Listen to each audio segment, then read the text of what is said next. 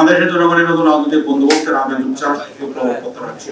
একই সাথে জনমানসে অস্বস্তি, অনিশ্চয়তা, উদ্বেগ, হতাশা পরিলক্ষিত হচ্ছে। মতানৈক্য, বৈচিত্র্যের মধ্যে ঐক্য রাজনৈতিক সৌন্দর্য সৃষ্টি করে রাজনৈতিক দলগুলোর অন্তর্কলহ, ঝগড়া বিবাদ, জনমনে বিচার, সংস্কার ও নির্বাচন নিয়ে সংশয় সংঘাত সৃষ্টি হয়েছে। মমের ঘটনা সরকার ও রাজনীতিকে প্রশ্নবিদ্ধ করছে। রাজনৈতিক দলগুলোর অশালীন বক্তব্য, অশালীন ভাষা ব্যবহার রাজনৈতিক সংস্কৃতি পূর্ণ ধারার প্রতিচ্ছবি বলে মনে হচ্ছে। সুপার ফ্রেশ ফর্টিফাইড সয়াবিন তেল, শুরু হোক হেলদি লাইফের জার্নি।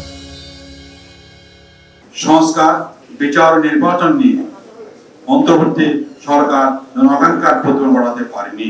নতুন রাষ্ট্র কাঠামোর ব্যাপক সংস্কার করার চেষ্টায় নিজস্ব দর্শন বাস্তবায়ন করতে গিয়ে ঐক্যমত্য কমিশন ও রাজনৈতিক দলগুলোর সংলাপ অব্যাহত থাকলেও মৌলিক সংস্কার হতে রাজনৈতিক দলগুলো একে অপরের বিরুদ্ধে বিষয়ে লিপ্ত হয়েছে। এই পরিস্থিতি অব্যাহত থাকলে যে কোনো সময় রাজনৈতিক পরিস্থিতির অবনতি হতে পারে।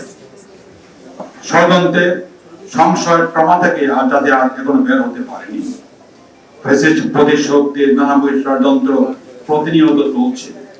ফ্যাসিস্ট বিরোধী রাজনৈতিক দলের সমর্থন থাকার পরও সরকার বিচারকে এখনো দৃশ্যমান করতে পারেনি।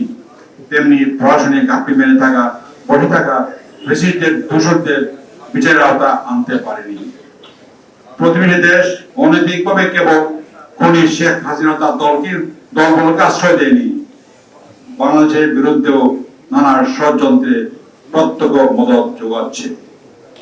আওয়ামী লীগ কার্যক্রম মৃত্যু ঘোষণা করা হলেও দলের নেতা কর্মীরা সামাজিক যোগাযোগের মাধ্যমে প্রকাশ্যে ঘোষণা দিয়ে গোপালগঞ্জে এনসিপির উপর হামলা করেছে, এমন নানা প্রকার ষড়যন্ত্রে লিপ্ত রয়েছে। দেশের রাজনৈতিক এই পরিস্থিতিতে প্রশাসন মনে করে আগামী 5 আগস্টের মধ্যে জুলাই ইসলাম ঘোষণা করতে হবে। সরকারের সকল গুম, খুন, গণহত্যা ও অপকর্মের বিচার দৃশ্যমান করতে হবে। 3, দ্রুততম সময়ের মধ্যে মৌলিক প্রয়োজনীয় সংস্কার সম্পন্ন করে 15 ফেব্রুয়ারি 2026-এর মধ্যে প্রয়োজন জাতীয় সংসদ নির্বাচনের সুনিশ্চয়তা ঘোষণা করতে হবে। অবাধ, নিরপেক্ষ, সুষ্ঠু নির্বাচনের জন্য লেভেল প্লেইং ফিল্ড নিশ্চিত করতে হবে।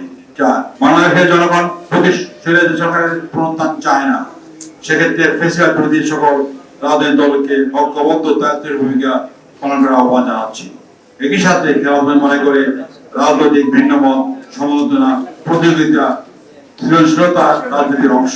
তবে বিভাজন, বিভেদ, প্রতিহিংসা, পারস্পরিক অসমান ভাষায় আক্রমণ সুষ্ঠু রাজনৈতিক সংস্কৃতি নয়, বরং জাতীয় ঐক্য বিনষ্ট করতে পারে।